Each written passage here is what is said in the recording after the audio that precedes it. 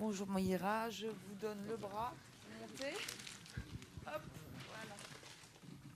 Tout le monde est là. Alors justement, on a décidé d'appeler cette deuxième table ronde les éclaireurs et les ambassadeurs de la French Touch dans le monde, toujours en suivant un peu le livre que nous avons fait. Parce qu'en fait, l'ensemble des participants irriguent le cinéma mondial de leur savoir, de leur production, de différents éléments.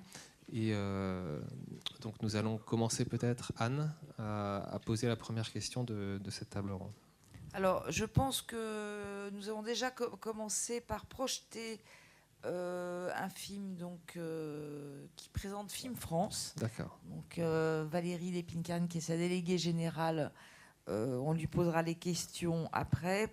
Un film qui vous permet en quelques minutes, en 3 minutes, de voir tout le travail qu'accomplit cet organisme.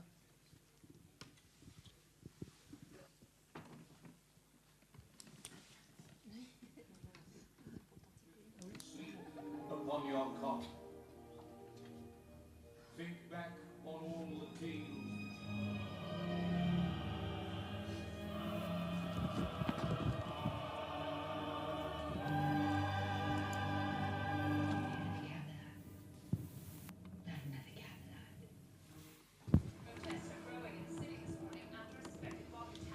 Okay.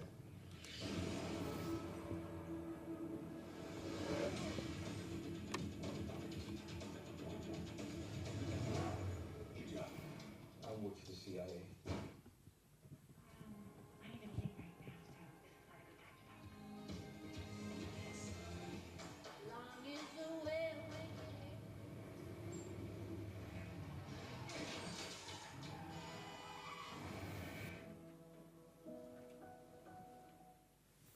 My name is Scarlett Marlowe, and I'm a student in urban archaeology. There are 200 miles of tunnels right underneath our feet. Stop. This is the Empire of the Dead. This is a human planet.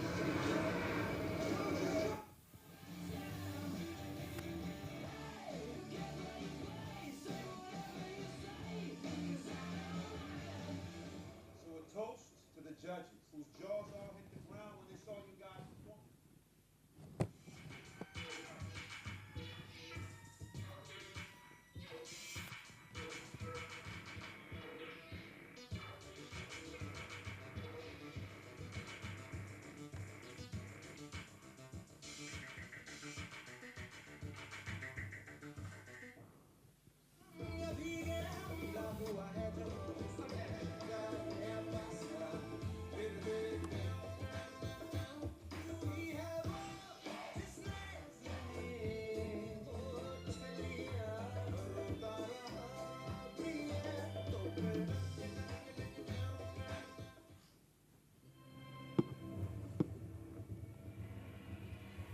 We shall never surrender.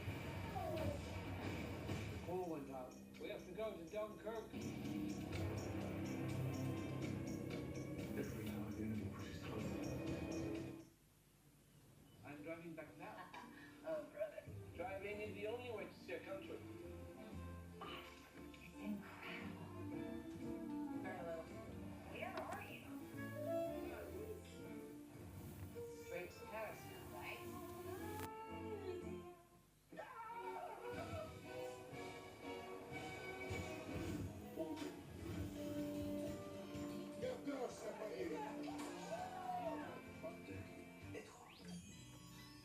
Как раз ребята мы облажаться не можем, это наш шанс. Максим.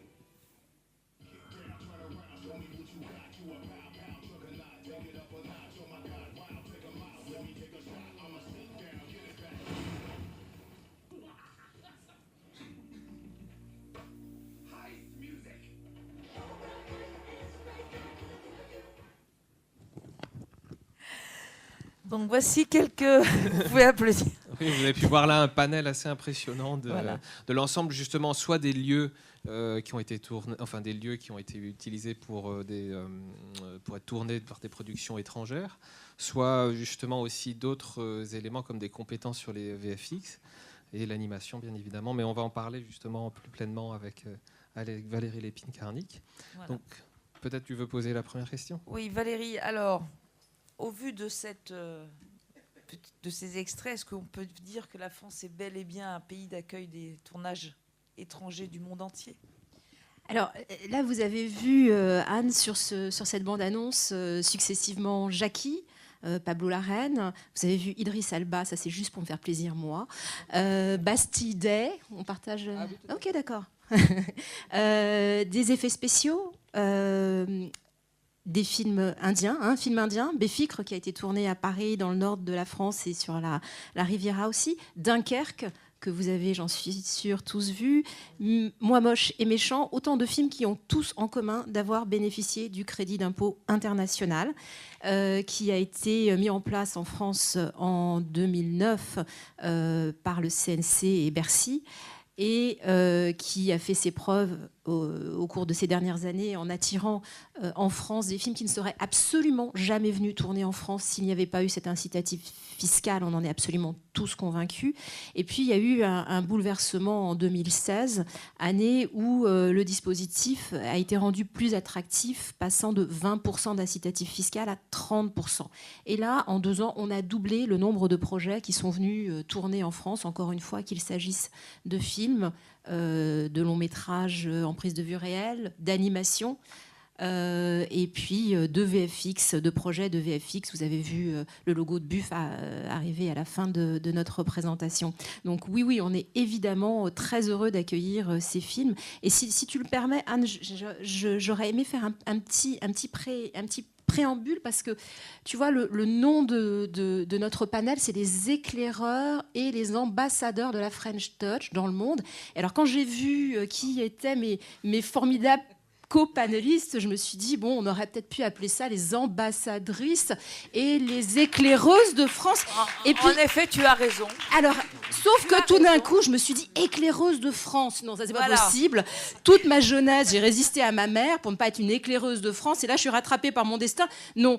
Tant pis, en même temps, c'est une très très belle cause, parce qu'il est très rare d'avoir... Merci Anne, merci beaucoup. Je me sens très isolée là, je vais aller retourner dans le public en fait.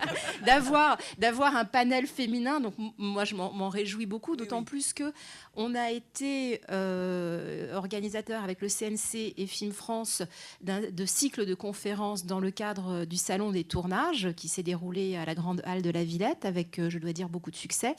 Et c'est pas simple d'avoir des femmes sur un panel. Et nous avons réussi, Baptiste Henman du CNC, qui est devant au premier rang, à avoir une femme représentant les VFX, et on sait que c'est un secteur qui n'est pas très féminin, pour présenter la société américaine Third Floor, qui a fait une belle présentation.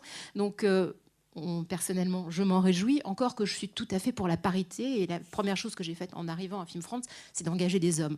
Donc, vive la parité quand même. Vive la parité quand même.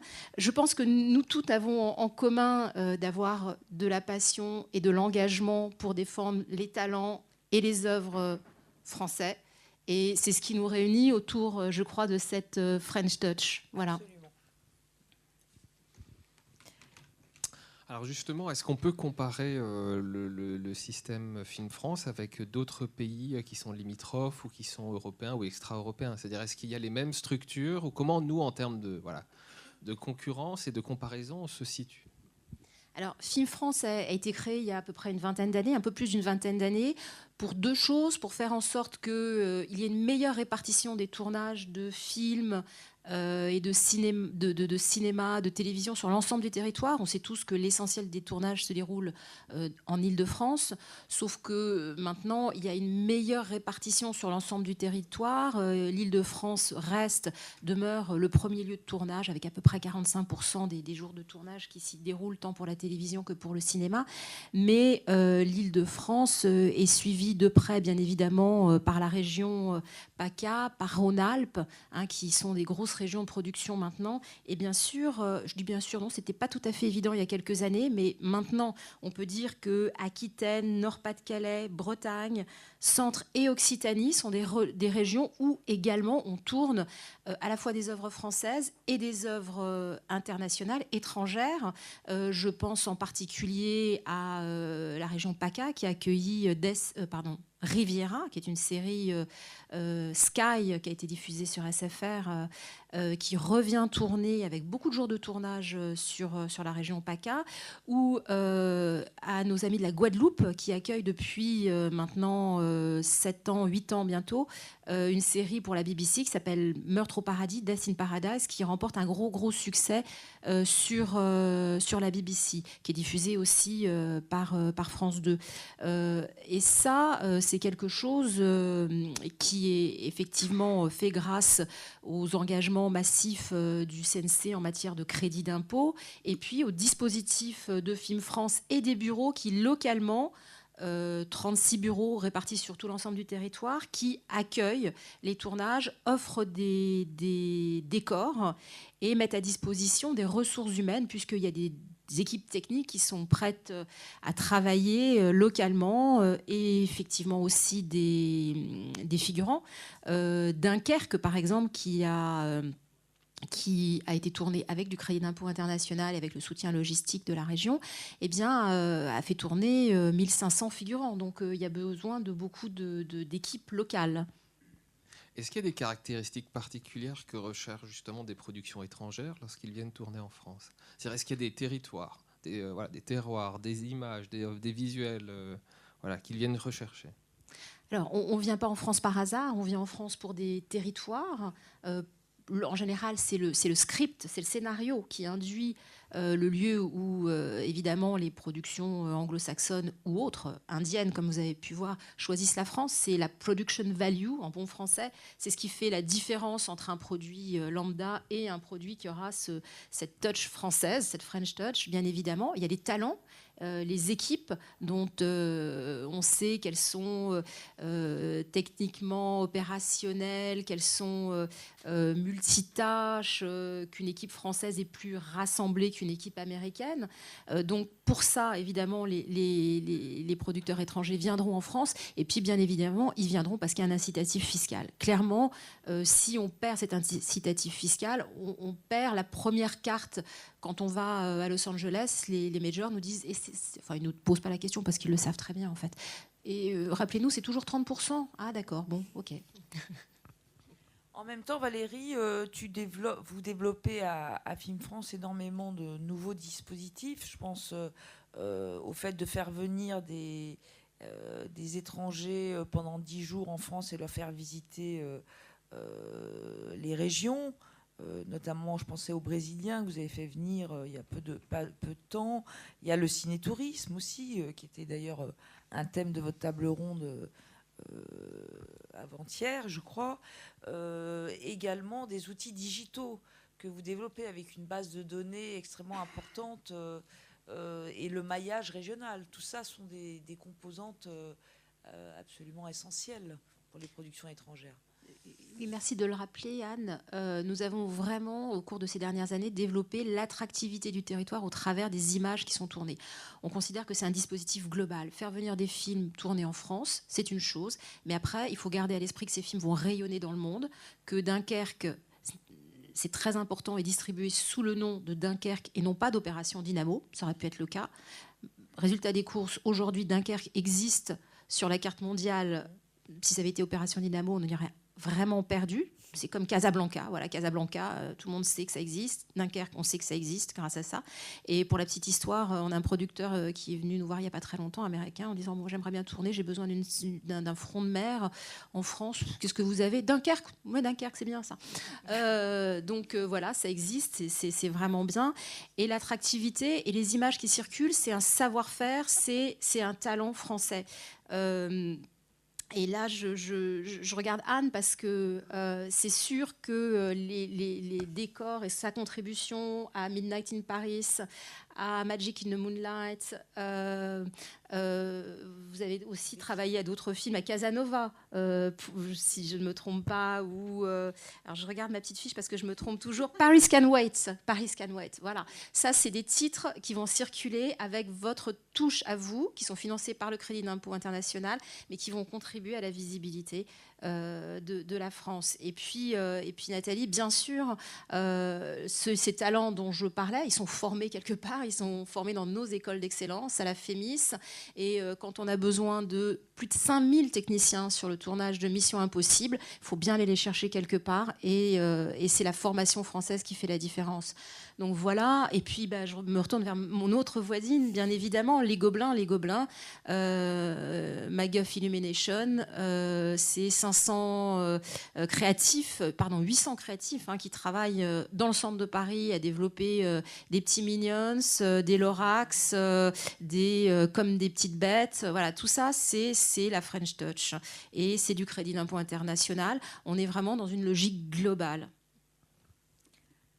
Bon, écoutez, bravo pour cet hommage, en tout à cas, fait, la French Touch. de la French on de la clôture. French Touch. Alors, j'ai envie de rebondir tout de suite sur Anne Sebel, qui arrive de Moscou, qui est venue spécialement aujourd'hui pour l'industrie du rêve, de Belgrade. Et de Belgrade, qui est en train de travailler sur le film de Ralph Fiennes qui s'appelle In the Crow, c'est ça ? The White Crow. The White Crow, sur Rodolphe Nureyev. Anne Sebel est certainement la plus internationale des chefs décoratrices françaises. Et pour le prouver, on a quelques extraits en fait de films à montrer. Voilà.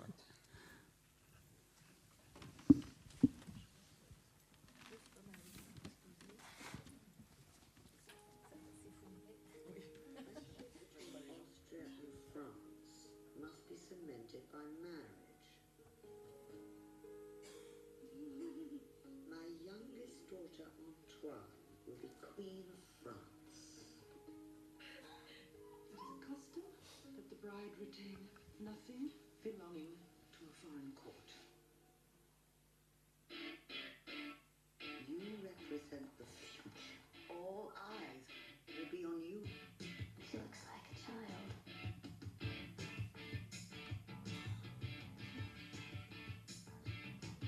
So, I've heard you make keys as a hobby? Yes.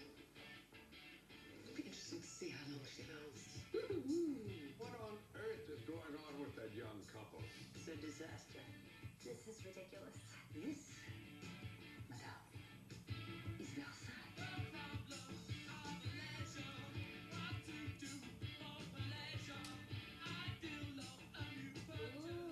I'm afraid the Queen has a somewhat artistic temperament. It's not too much, is it? Oh, no.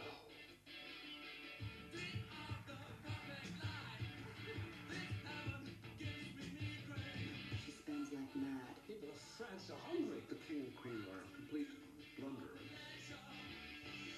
Don't I ever get tired of these ridiculous stories? Can't you do something?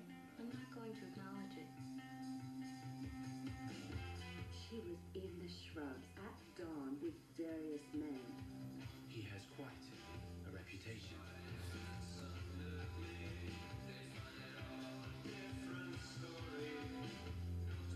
She's a terrible queen. Letting everyone down Would be my greatest unhappiness. The Bastille fortress was stormed. There's a mob of hundreds on their way.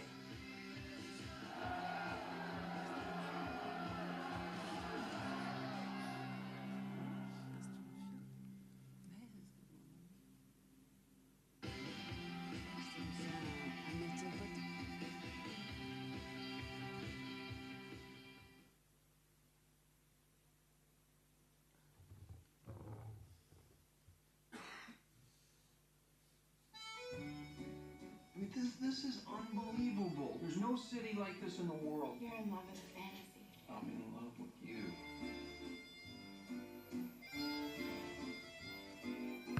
What are you doing here? Dad's young business, and we just decided to reload a little. Oh. That's great. We can spend some time together. I don't think we have a lot of commitments, but I'm sure it's more. What? If I'm not mistaken, Rodin's work was influenced by his wife, Camille. Rose was the one. No, he was never married to Rose.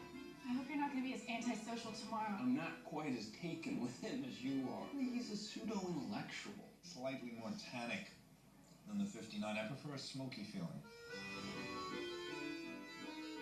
Carol and I are going to go dancing. We're going to a great place. Interested? No. I don't want to be a killjoy, but I need to get a little fresh air.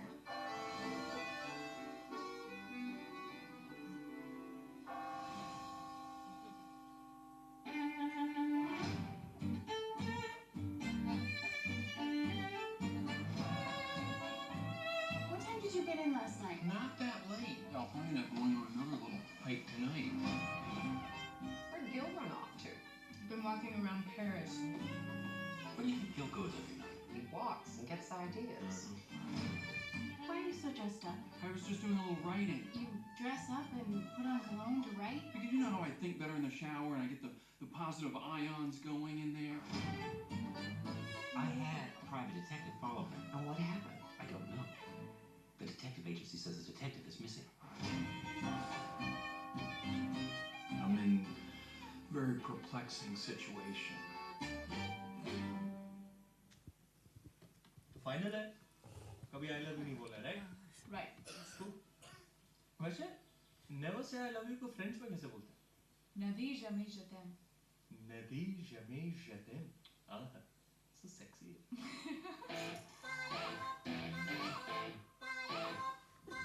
Hello I'm tied up.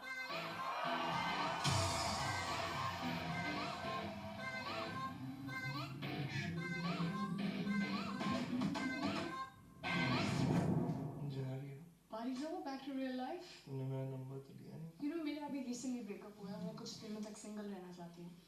So no phone calls, please.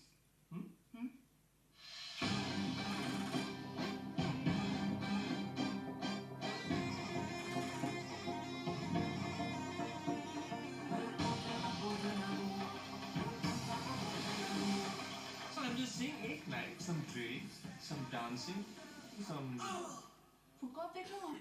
Right there. उसके पास जाओ, जोर से थप्पड़ मारो. I'll go out on a date with you. सब साइको चिक हो तुम्हें पता है ना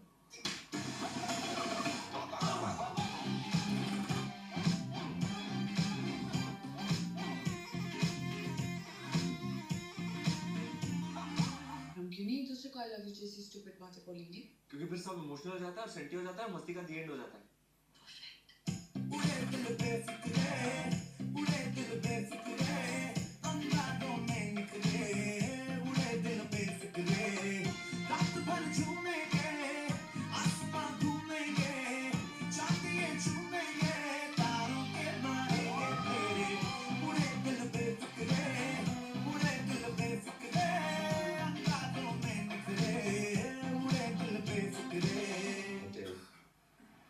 अभी इसी वक्त इसी जगह You're on.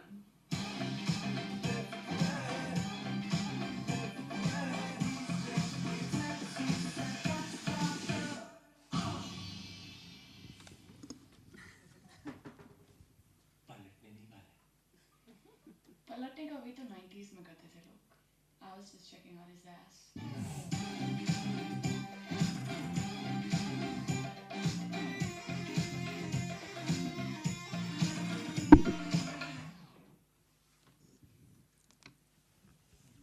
Voilà, je crois que vous pouvez applaudir.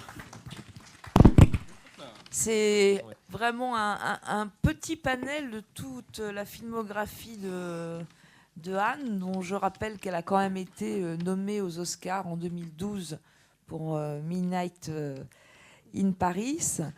Donc, son aventure continue. Ça fait maintenant des années et des années que les plus grands réalisateurs étrangers font appel à elle.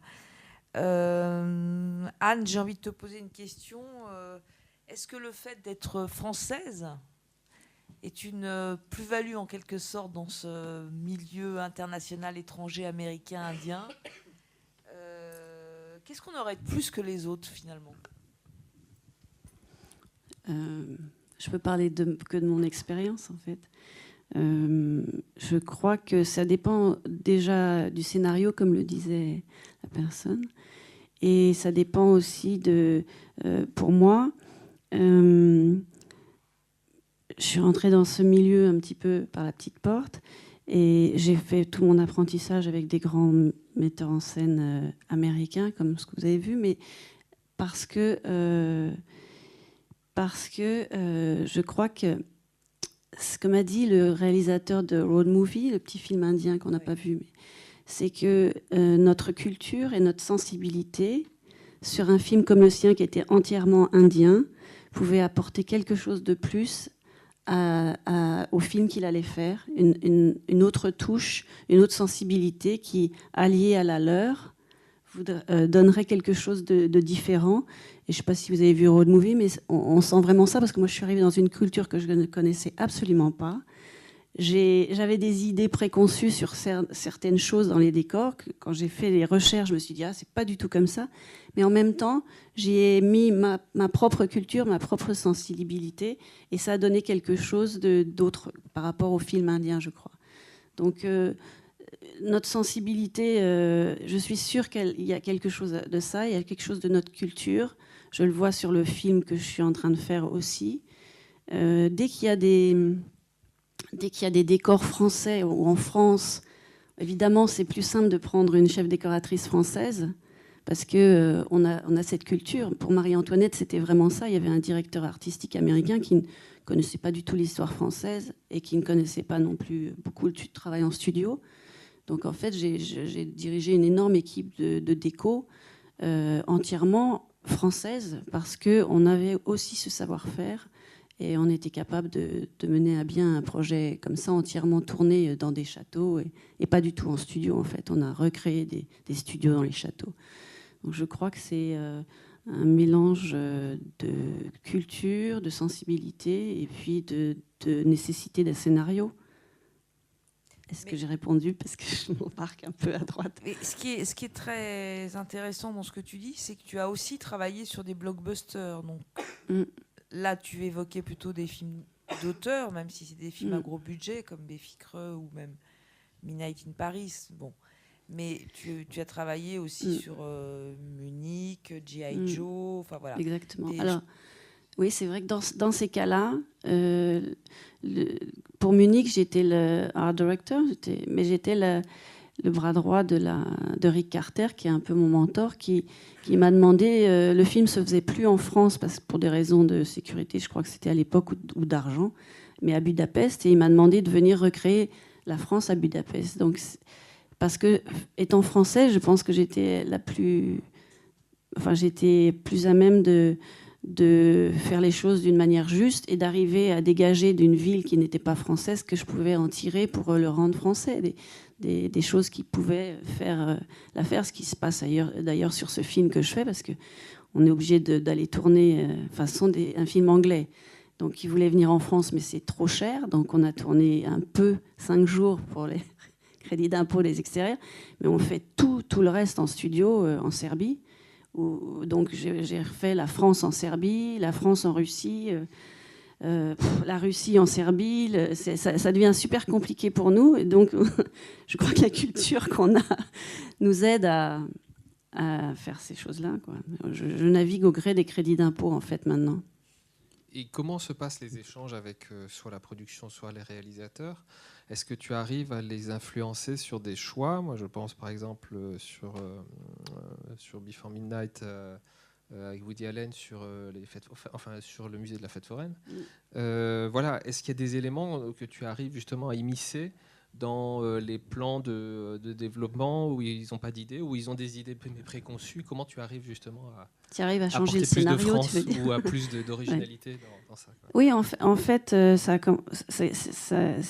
fait plusieurs films que j'arrive à faire ce genre de choses, ce qui fait que finalement tu changes le scénario, parce que tu changes le lieu ou l'ambiance. Ça a commencé sur Midnight in Paris, où vraiment c'est un film où les films de Woody Allen, il y a toujours des restaurants, des hôtels, des appartements, il y a des fêtes, des dîners, des choses comme ça. Et à Midnight, je commençais à être à court d'appartements d'années 20 à recréer. Donc j'avais, avec Antonin Depardieu, qui est le repéreur, eu l'idée de lui proposer d'aller au musée des Arts Forains pour faire la fête qui se passe chez Fitzgerald, au lieu d'aller refaire encore un appartement. Donc le challenge d'Antonin, c'était d'arriver à faire rentrer Woody dans cet endroit, parce qu'il est claustrophobe.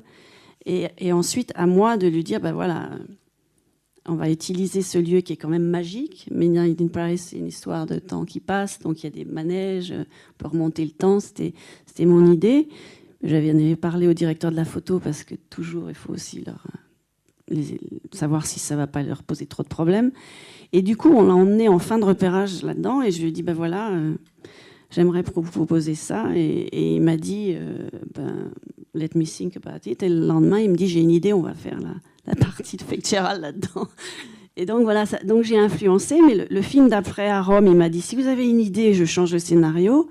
Et pareil, dans le sud de la France, il y avait une scène où dans le scénario, la pluie se mettait à tomber, donc ils allaient se cacher, s'abriter sous la voiture qui était une voiture de course très basse. Je me suis dit, ça va être compliqué. On n'arrivait pas à trouver une solution.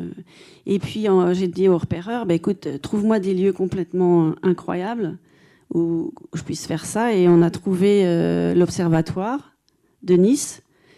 Et il y a une forêt, une route à côté. On s'est dit, la voiture peut arriver là, l'orage peut commencer. Et dans la scène, il a accepté de tourner dans l'observatoire au lieu de sous la voiture. Et c'est une des plus belles scènes du film. C'est le titre du film, c'est l'affiche dans cet observatoire où c'est une scène des plus romantiques du film. Voilà.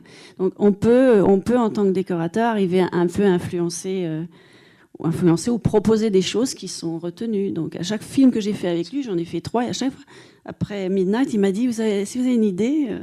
Voilà. Et justement, est-ce que tu vois aussi des différences professionnelles entre un chef décorateur français et un qui serait américain? D'ailleurs, est-ce que le poste est le même? Est-ce qu'il a les mêmes fonctions, les mêmes équipes? Comment c'est constitué, justement? C'est sensiblement la même chose. Hein. Production designer, c'est un chef déco en France.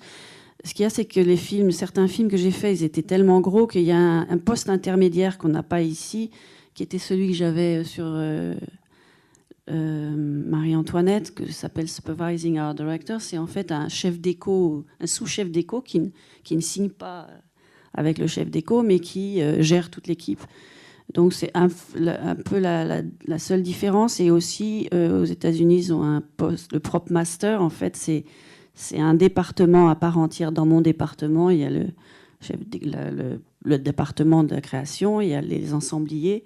Et il y a les prop masters, un prop master qui va, lui, gérer tous les accessoires de jeu et la fabrication de tous ces accessoires.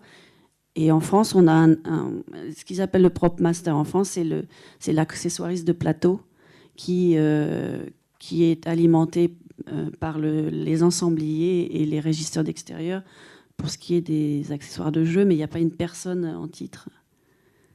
Voilà, c'est un peu la seule différence. Sinon, pour avoir travaillé avec des chefs décorateurs américains pendant des années, c'est le même principe, quoi. C'est vraiment quand c'est des gros films, il y a plus d'équipes, c'est plus des appels à concours aussi. Ils font des propositions avant pour les producteurs, mais ça commence à venir ici. Et à quel moment, la production ou un réalisateur te contacte?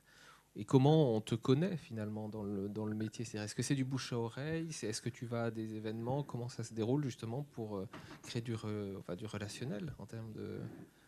En fait, j'ai beaucoup de chance. Je ne gère jamais. En fait. On te trouve toujours? Non, mais en fait, c'est au départ parce que je parlais anglais. Quand j'ai commencé...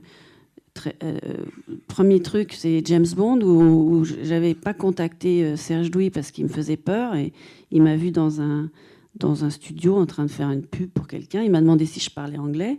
J'ai dit oui. Il m'a embarqué sur un James Bond, et sur cette James Bond, j'ai rencontré une fille, et cette fille, elle allait faire un autre James Bond après au Maroc. Il fallait parler français, donc je suis partie avec elle. Et de fil en aiguille, j'ai eu une réputation de l'assistante qui parlait français. Et du coup, qui parlait anglais. Merci, je suis un peu émue. L'assistante qui parlait anglais. Et du coup, à chaque fois qu'il y avait un film américain, une pub australienne, un truc japonais où il fallait parler anglais, j'avais la chance d'être appelée pour seconder le décorateur. C'est comme ça que ça a commencé. Et puis après, c'est le producteur de Marie-Antoinette qui m'a mis sur le petit film indien. Et puis après, ça a fait boule de neige. Je ne sais pas comment ça se passe. Et puis c'est aussi surtout mes relations avec First Step. On a une espèce d'échange. Ils ont des films américains qui viennent. S'il n'y a pas de décorateur, ils me proposent. Je fais des castings et ça fonctionne. C'est par Raphaël qu'on a fait les Woody Allen, en fait. Et Béficre aussi, d'ailleurs. Et quand tu parles de casting, comment ça se déroule pour un chef? Tu viens avec un projet, avec des moodboards? Non, en fait, pour Midnight, je pense que Woody Allen, on lui a donné les CV de tous les décorateurs qui avaient qui semblaient parler anglais ou qui avaient une certaine notoriété. Moi, j'en avais pas de notoriété, je travaillais avec des Américains, mais il y avait des gens, je sais qu'il y avait des décorateurs qui avaient des prix en France, des Césars. Et après, une fois qu'ils ont envoyé les CV, Woody a choisi ce qui lui plaisait. Je pense que mon CV, il y avait tellement de choses américaines et ça a dû lui se dire, ah bah tiens, elle connaît ces gens-là. Et puis après, on m'a appelé pour rencontrer la productrice et sa sœur. Et je pense qu'ils ont dû faire la même chose avec les autres. Et j'avais pas lu le scénario. Enfin, j'avais pas lu le scénario, oui. Et j'avais apporté, Rick Carter m'avait conseillé d'apporter ce que je savais faire, quoi, un book. Donc j'avais apporté un book avec ce que j'avais fait depuis la Révolution, des plans, des trucs. Le petit film indien, G.I. Joe, je sais faire ça, ça, ça. Et puis voilà. Et puis après, ils m'ont appelé. C'est comme ça. Après, maintenant, je monte plus rien parce que je pense que le mot se passe. Le prochain film que je fais, la première chose que le producteur m'a dit, j'adore Midnight in Paris. Midnight in Paris, ça m'emmène partout, en fait. Vraiment un film marqueur sur... Oui. Ouais. Pour les Américains aussi, parce que je pense qu'on a réussi à... Je dis on parce que c'est toute une équipe, hein, j'avais des gens avec moi. On a réussi à montrer le Paris que les Américains avaient envie de voir, en fait. Le romantisme de Paris, et un peu carte postale. Je crois que c'est ça qui a fait que c'était le plus gros succès de Woody Allen. Alors Anne, tu es aussi directrice du département décor à la FEMIS, qui est une bonne transition pour présenter Nathalie Coste-Cerdan, qui nous fait l'honneur d'être présente aujourd'hui, qui est directrice donc, de la FEMIS. Ce que je vous propose, c'est de projeter les films de fin d'études de cette année de la FEMIS pendant quelques... bande-annonce. Bande-annonce, un teasing. Oui, quelques extraits. Et ensuite, on parlera de la formation avec Nathalie puis Moïra, pour enfin terminer avec Sophie Dulac sur tout ce qui est exploitation, diffusion et valorisation du cinéma indépendant de tous les pays du monde. Donc la FEMIS.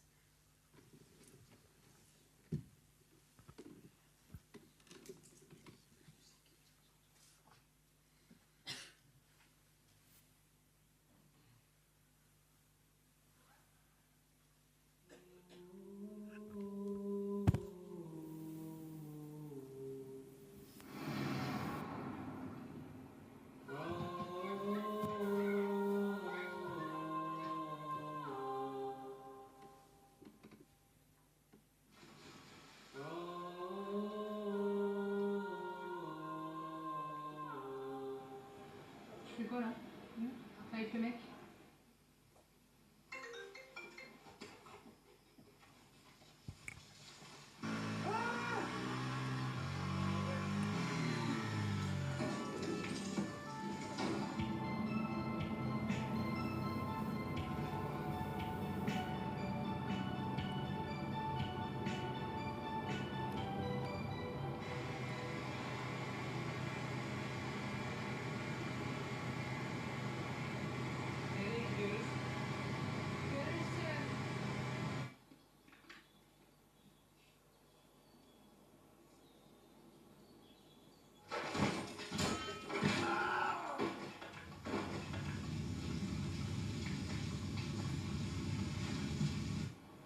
Tu vas le remplacer.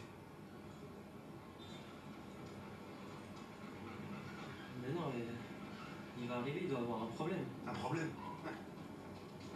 Qu'est-ce que j'en ai à foutre, moi? Mon gars, lui met dans le sky, tous les Indiens ont le swag. Il est dans mon, il est dans mon, il est dans mon, il est sky.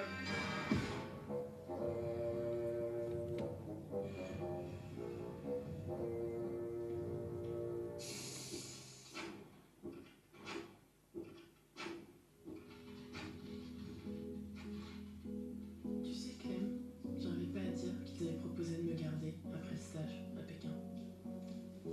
Je me disais, ça y est, je vais devoir choisir entre la Chine et la France.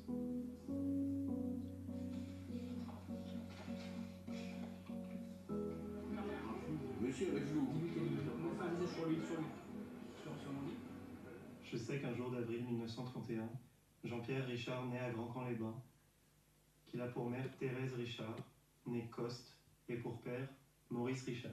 Je suis actuellement demandeuse d'emploi et du coup, je voulais savoir s'il y avait des offres. Non. Mais vous êtes sûr parce que j'ai là des propositions vraiment concrètes. Oh. Dégagez-moi de là! Foutez-moi le camp! C'est dangereux ici! Super huge, and then there's a blue stripe. I don't know what I'm looking at right now. It looks like a swirl. Yeah, it's huge.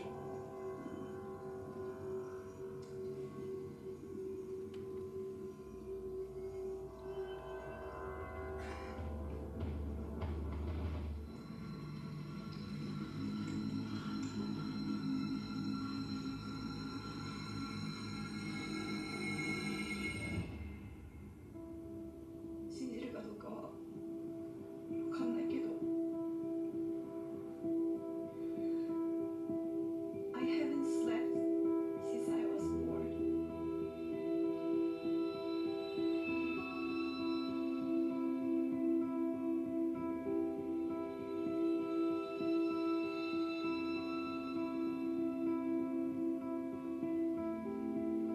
Tu me racontais l'altitude, l'air qui se raréfiait dans l'ascension.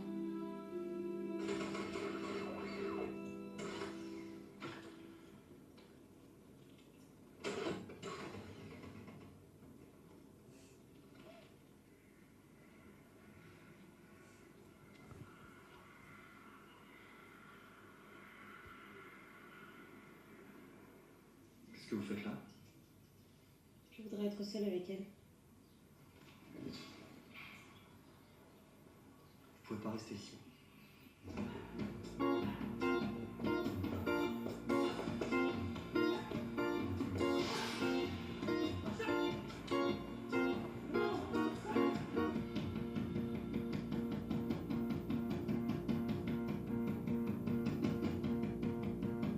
Portami a ballare.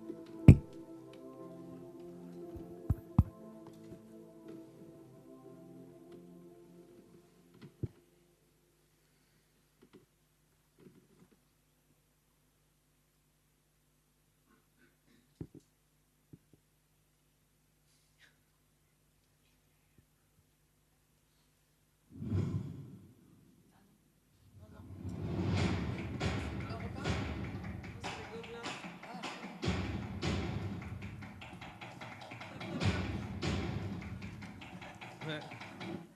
Ça, c'est pour après. Donc, Nathalie Cosserdon, merci beaucoup d'être présent avec nous. Je pense que ce film d'extrait montre bien la diversité des étudiants et représentative des étudiants qui sont à la FEMIS et notamment ce que vous développez aussi au niveau international.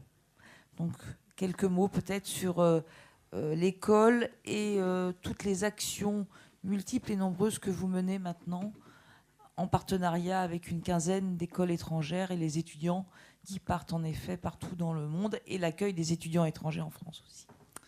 Donc la FEMI, c'est une école nationale, une école supérieure d'enseignement artistique, mais au métier de l'image et du son.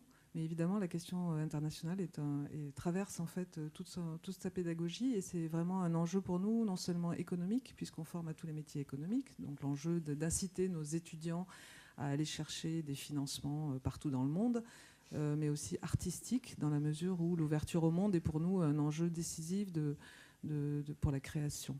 Donc vous l'avez vu, le petit film qui vient d'être diffusé montre que déjà nous accueillons des étudiants étrangers. Depuis l'origine de l'école, depuis 30 ans. Il y a un concours international dont les 2 premières épreuves sont spécifiques, mais dont la dernière est commune au concours général qui forme aux 6 métiers du cinéma. Et l'enjeu, c'est qu'à travers ce concours, nous intégrons donc des étudiants dans les filières par exemple, notamment d'image ou de réalisation, les étudiants étrangers qui représentent à peu près 3 à 4 étudiants par an qui viennent apporter leur regard, et c'est pour nous un enrichissement très fort. Par ailleurs, à côté de cette filière internationale, il y a la filière des étudiants qui sont francophones, mais qui proviennent des pays de l'Union européenne et qui, eux, passent le concours général. Donc, grosso modo, tous les ans, on a à peu près 10% d'étudiants étrangers, et c'est vraiment quelque chose auquel on tient beaucoup. Vous l'avez vu dans la bande-annonce, il y a des Chinois, il y a des Belges, il y a des Italiens, tout ça fait de la FEMI, c'est une espèce de tour de Babel. Alors, c'est pas encore complètement le cas, mais c'est ce qu'on cherche à faire, à savoir accueillir de plus en plus d'étudiants d'autres pays pour apporter la richesse de leur regard. Donc ça, c'est une des premières couches en fait de la manière dont on appréhende l'international à l'école, mais il y en a plein d'autres.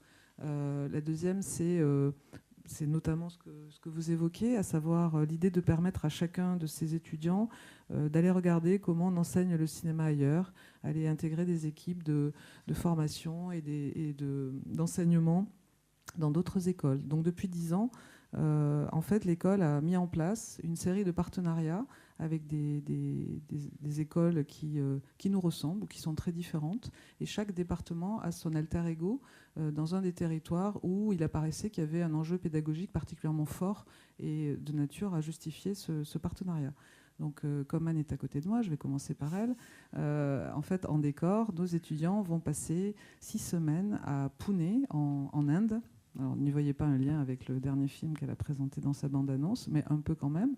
C'est-à-dire que c'est à la faveur, justement, je pense, de déplacement là-bas que Anne a eu l'idée de proposer cet échange qui permet donc à nos étudiants d'aller découvrir la manière dont les artisans, alors ils sont très très nombreux, fabriquent les décors dans cette école.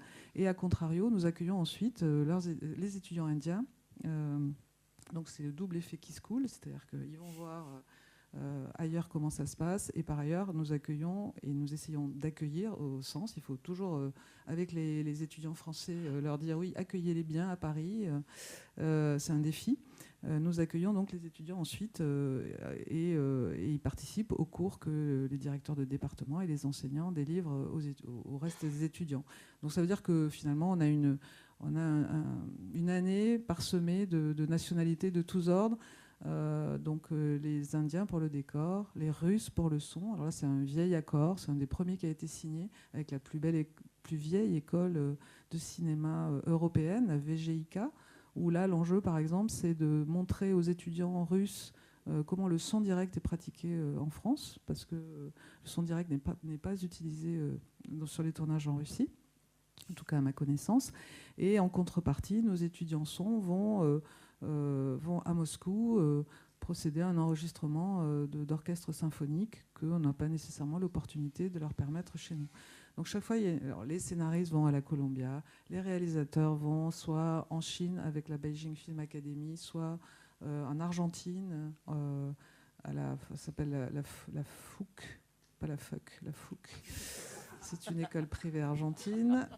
Oui, je pense qu'il fuck un peu aussi. Mais, et après, il y a la troisième destination, c'est la CalArts. Donc en fait, il y a parfois un florilège de propositions de ces partenariats qui permettent à nos étudiants de choisir aussi en fonction de leur sensibilité. C'est-à-dire, c'est vrai qu'on ne va pas avoir la même expérience de vie en Chine, par exemple, où c'est la grande école chinoise qui comprend plus de 1400 élèves. C'est un énorme temple. Et puis à la Fouque, où là, les étudiants sont extrêmement libres et ils profitent de ce temps, les réalisateurs, pour aller tourner des petits films de manière assez indépendante en Argentine. Donc voilà, donc ces échanges, il y en a plein d'autres, je ne vais pas rentrer dans les 13, ils sont très importants, très structurants, on essaie de les soumettre à des évaluations régulières, c'est-à-dire qu'à bout d'un moment, on se rend compte que parfois ça ne marche pas très bien, que les attendus pédagogiques de ces échanges ne sont pas bons, ou bien que ça ne se passe pas très bien et du coup on cherche d'autres choses. Les scénaristes vont à la Columbia, où là ils apprennent. Nous avons notre manière d'apprendre le scénario. Aux États-Unis, ils reviennent à des cours beaucoup plus classiques, ou en tout cas anglo-saxons, d'enseignement de la dramaturgie. Mais voilà, ça montre bien en fait que c'est une ouverture sur le monde qui va les préparer pour demain. Ça, c'est donc deuxième couche de présence de cette question internationale au sein de l'école. Il y en a d'autres. Il y a par exemple le fait que nous avons développé avec la Film Academy du Bad Württemberg un double diplôme qui s'appelle Ludwigsburg Paris et qui est un enseignement d'1 an qui permet à des jeunes producteurs de se former à la fois au financement des œuvres tant du côté allemand que du côté français. Le prérequis, c'est d'être ou francophone ou germanophone. Et vous comprenez bien que ce type de diplôme s'est développé chez nous parce que il y avait eu dans le grand élan pour rapprocher la France et l'Allemagne, notamment avec la création d'Arte, l'idée de créer ce diplôme qui là aussi fonctionne très très bien et qui permet à peu près une quinzaine de jeunes producteurs d'être formés à cette double source franco-allemande. Et très bon réseau qui leur permet de s'insérer professionnellement de manière très efficace. On a d'autres choses qui, bien évidemment, on envoie nos professeurs très réputés dans toutes les écoles du monde porter la belle parole de l'exception culturelle, de la manière dont on considère le cinéma en France et tout ça. Ils sont très très demandés. Mais aussi, pendant l'été, on a ce qu'on appelle des ateliers d'été, pour ne pas utiliser le terme anglophone de summer school, qui permet à 15 étudiants qui viennent, enfin pas 15 étudiants, 15 jeunes gens qui ont déjà une petite pratique audiovisuelle, qui viennent de pays comme le Maghreb, l'Amérique du Sud, l'Afrique noire francophone, qui sont soutenus par des bourses du ministère des Affaires étrangères, de venir pendant 9 semaines perfectionner leur pratique du documentaire. Et c'est très merveilleux. Alors là, c'est vraiment tour de Babel, parce qu'on a un Chinois qui côtoie un Malien, qui côtoie un Burundien, viennent pendant 9 semaines faire un documentaire avec leur propre regard sur Paris.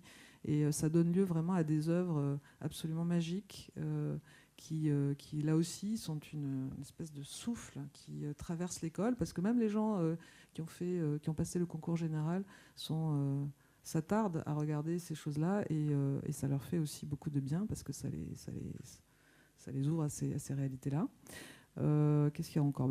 Après encore, il y a des choses qui relèvent plus de la formation continue. On va former des gens dans certains pays où on nous le demande. Et l'enjeu aussi, c'est un jour de faire naître une petite Fémis ailleurs dans le monde. Alors c'est du transfert de savoir-faire, de marque. C'est pas si facile parce qu'effectivement, chaque pays a son rapport au cinéma, son rapport à l'histoire, a son rapport à la pédagogie, mais on a envie de faire ça aussi. Donc en gros, l'international, c'est vraiment une préoccupation de tous les instants. C'est pas seulement un truc à la mode, c'est pas seulement un truc économique, c'est vraiment un enjeu d'ouverture, de vitalité, et éventuellement effectivement aussi d'insertion professionnelle. J'y reviendrai peut-être tout à l'heure, mais voilà, c'est important.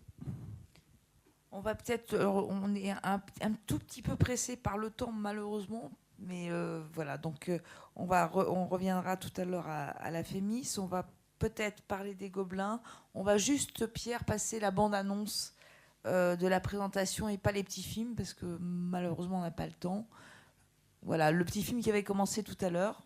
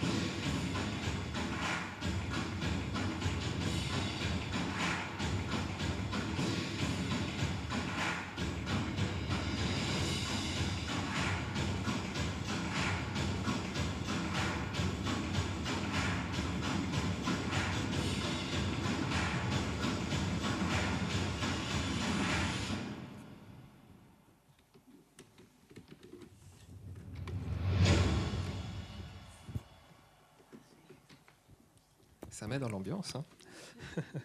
Justement, Gobelin est considéré donc comme la première école de cinéma d'animation au monde et comme l'une des meilleures ou la meilleure.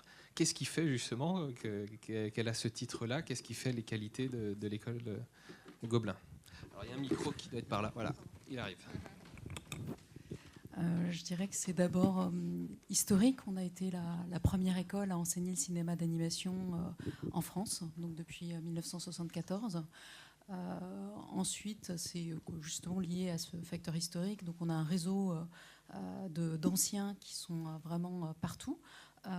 L'école était donc la seule et on est une école de la chambre de commerce, donc notre première vocation c'est l'insertion professionnelle et du coup on est en lien en permanence avec l'industrie et on a donc l'ensemble de nos enseignants sont en fait des personnes issues du milieu professionnel puisqu'on a plus de 90% de nos enseignants qui sont des vacataires, donc qui viennent ponctuellement donner des cours et qui enseignent donc le savoir-faire, qui pratiquent tous les jours dans leur métier. Donc ça, c'est un des gros points qui fait que notre école a ce réseau et cette notoriété.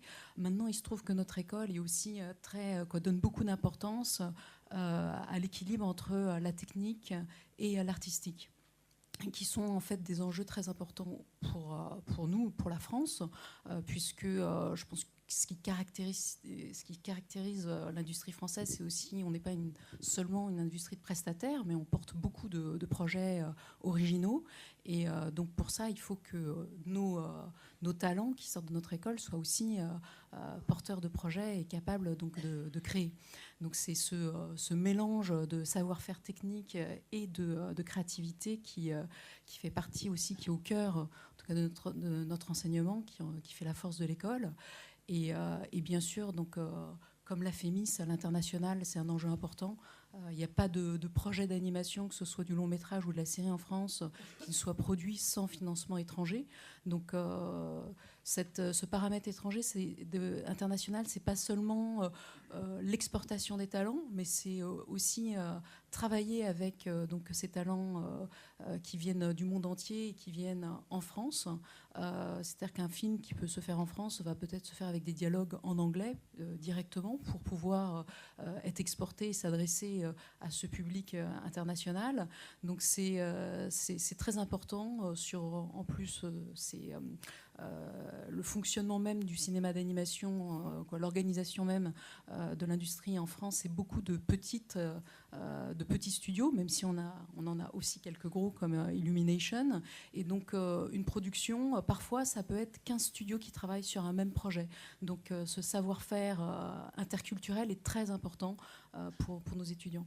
Donc je pense que c'est un peu le mix de tout ça qui fait qu'aujourd'hui notre école est renommée, on va dire. Anne, tu veux peut-être ajouter quelque chose ? Oui, les étudiants étrangers qui viennent en France se former au Gobelin, qu'est-ce qu'ils viennent chercher ?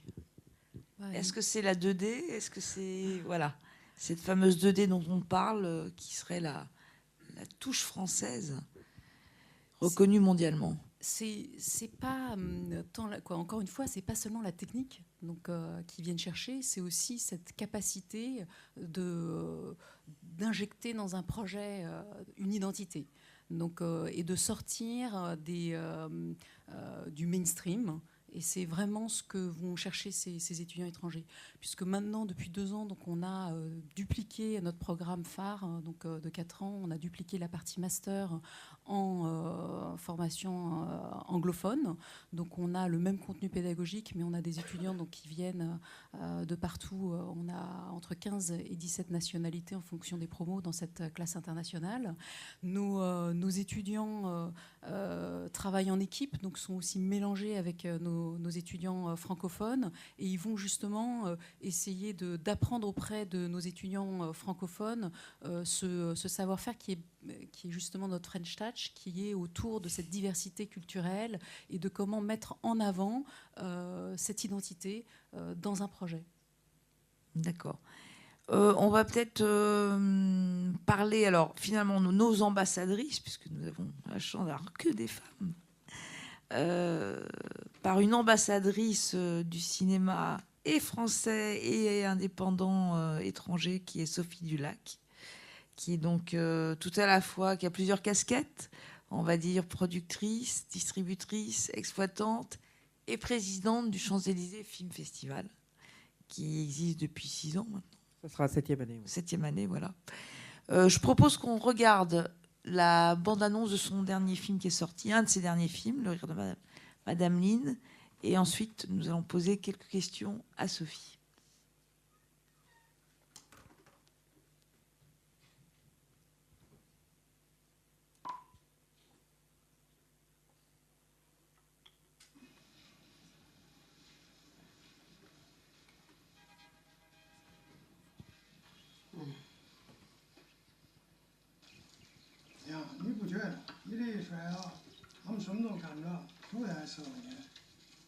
商业别墅，听我安排，去也得去。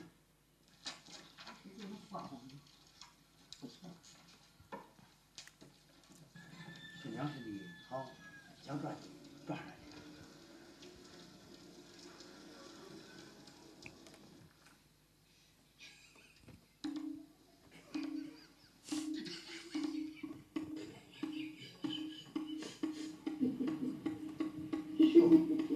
说到时间就别说了，永远比早点月有的是放在我们看。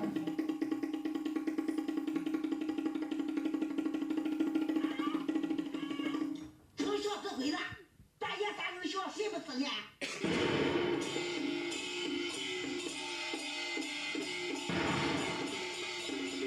俺不是你也是吧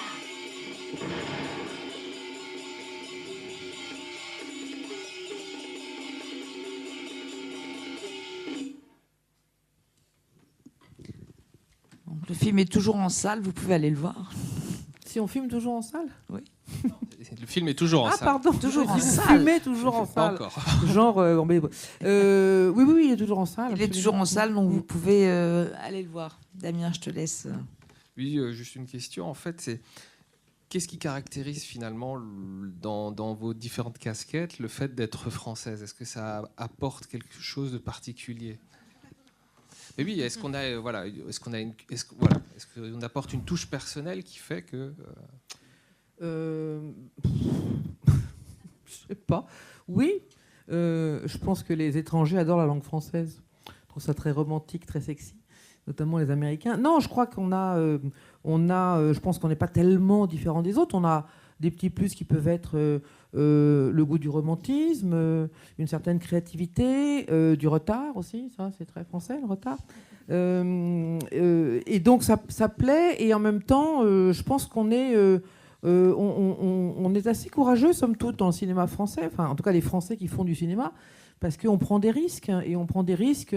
Un film comme celui-là, c'est un film un peu risqué. C'est sûr que quand on a choisi de distribuer ce film-là, on savait qu'on n'allait pas qu'on n'allait pas exploser le box-office, clairement. Mais en même temps, on a envie aussi, quand on travaille en France, de faire partager une autre cinématographie que le cinéma français.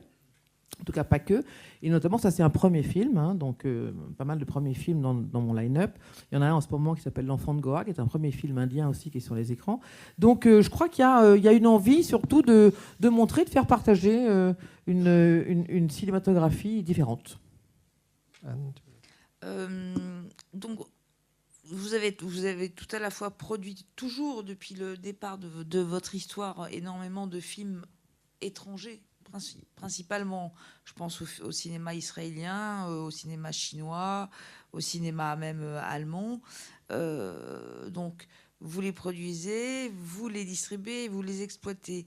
Donc, c'est quoi comment vous la définiriez, Sophie, notre justement French Touch par rapport à ce qu'on amène au cinéma du monde?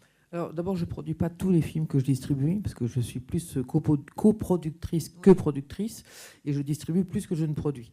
Donc déjà, effectivement, c'est un petit bémol, parce que c'est pas pareil de coproduire un film que de le produire, et c'est pas pareil de le distribuer sans le produire.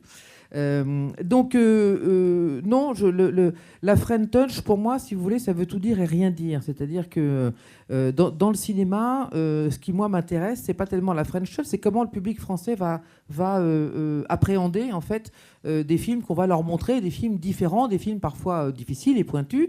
Cette French Touch, c'est aussi, j'ai presque envie de vous dire de manière un peu deuxième degré, c'est un peu le côté prise de tête aussi, hein, parfois, du cinéma français. Quand je lis certains scénarios, je peux vous dire que je me dis, mais c'est pas possible. Enfin, on n'est pas obligé de faire du cinéma, c'est pas une obligation. Hein. C'est comme d'écrire, c'est pas une obligation non plus. Et il y a beaucoup de gens qui veulent faire du cinéma.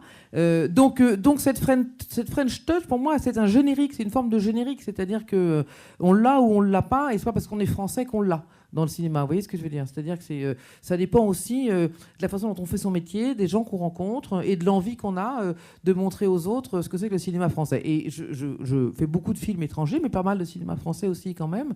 Et dans la recherche de films que j'ai envie de distribuer, en tout cas, il y a ce qu'on appelle cette French Touch. C'est-à-dire qu'on travaille avec un Nicolas Klotz ou avec un Christophe Honoré ou avec Catel Kelevere, qui sont aujourd'hui des réalisateurs j'espère connus, il y a cette French Touch qui fait qu'on montre une cinématographie difficile, différente, où il y a un scénario, où il y a une histoire, où il y a quelquefois une culture du patrimoine français, ce qui n'est pas toujours le cas d'une autre forme de cinématographie, notamment, je pense, souvent aux États-Unis.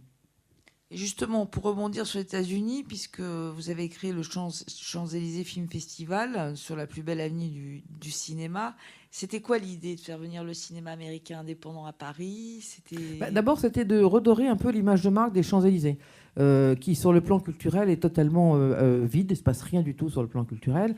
Il reste 7 salles de cinéma, alors qu'il y en avait encore une trentaine il y a 10-15 ans. Je pense que certains d'entre vous les ont peut-être vus. Et puis, de faire travailler également les cinémas indépendants et les circuits ensemble, ce qui est un peu compliqué en général. C'est souvent plutôt l'inverse. Et surtout, de faire revenir du public qui a déserté les Champs-Élysées. Donc, à travers toute cette ambition-là, c'était pour moi de montrer un cinéma qu'on voit extrêmement peu en France, qui est le cinéma américain indépendant. Parce que, pour plein de raisons qui serait un peu long d'expliquer, mais en tout cas, c'est difficile. On voit beaucoup de blockbusters en France, de gros films commerciaux et assez peu de films indépendants. D'ailleurs, il y a beaucoup de producteurs qui viennent se faire produire en France pour produire leur cinéma américain. Donc, c'était de montrer, moi j'adore le cinéma américain, je suis très bon public, donc je voulais que le public français découvre parfois des vraies pépites, des vraies perles qui n'ont pas de distributeur en France, pour que justement la profession puisse venir regarder et acheter des films pour les distribuer en France. Et puis, parce que j'aime ça et que je trouvais que c'était bien, que c'était le seul endroit pour moi pour faire un festival à Paris, c'est-à-dire les Champs-Élysées, un festival international. On est pris par le temps, donc je pense qu'on va conclure sur cette question. Et nous allons nous retrouver, en tout cas pour les prochaines tables rondes après. Je vous prie de remercier encore les participants de cette table ronde. Merci. Alors, on se retrouve à 14h30 pour toute l'après-midi, avec 2 tables rondes et ensuite une masterclass suivie de la projection de Sorcerer. Évidemment, le temps, comme le dit, on est toujours en retard, comme le disait Sophie, mais vous pouvez retrouver d'une certaine façon en profondeur dans le livre tout ce que vous avez entendu en résumé. Voilà, à tout à l'heure, mais merci.